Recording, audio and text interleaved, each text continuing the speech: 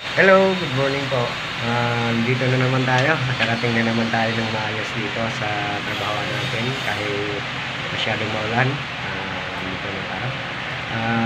Mula pa kagabi hanggang ngayong umaga ay talaga napakalakas ng ulan po dito. Ayan, makikita nyo po. Ayan, makikita nyo. Lakas po ulan ngayon.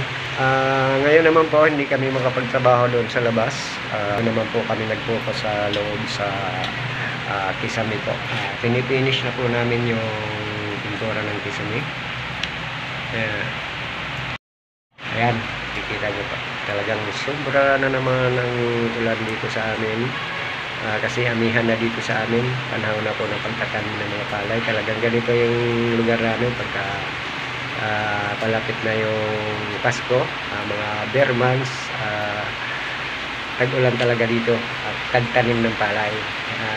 Ngayon naman, ang nangyayari naman po sa mga gulay, magiging mahal na po yung gulay natin dito sa amin.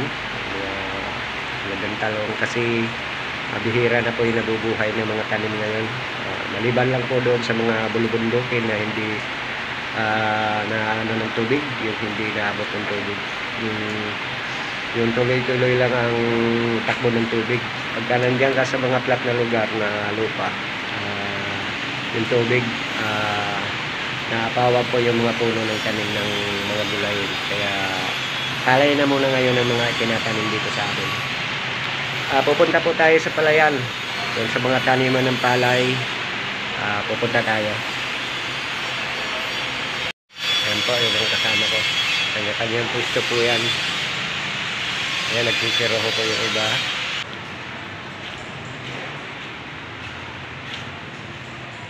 Ayan.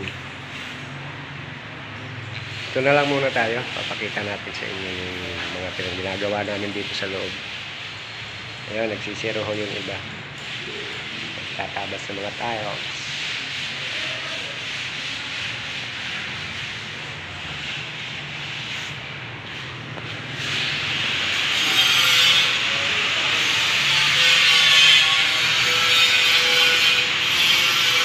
Ayan po, nandiyan po si Tutoy nakapwesto. Diyan siya naka-assign. Anong ginagawa mo, Tutoy? Nagpipintura ng tiles. Okay, wala po kami ngayon siminto. Wala si Amo. Ito naman si Manny, seryoso. At ito naman yung si Alan, yung master namin sa painting. Pipintura ng building.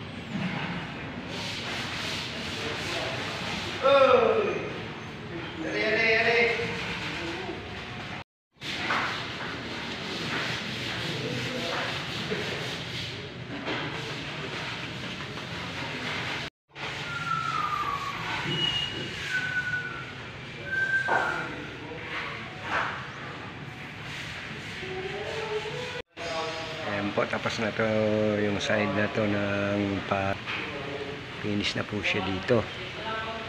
Ayan, masyado na siyang makintab.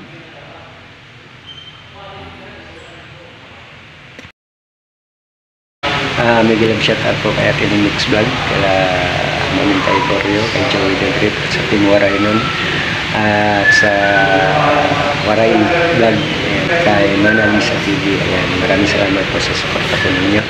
At sa mga FW, mag-love shout out po sa inyo. At samantala na naman tayo magpapaalam po sa inyo. Bagay po. Thank you po.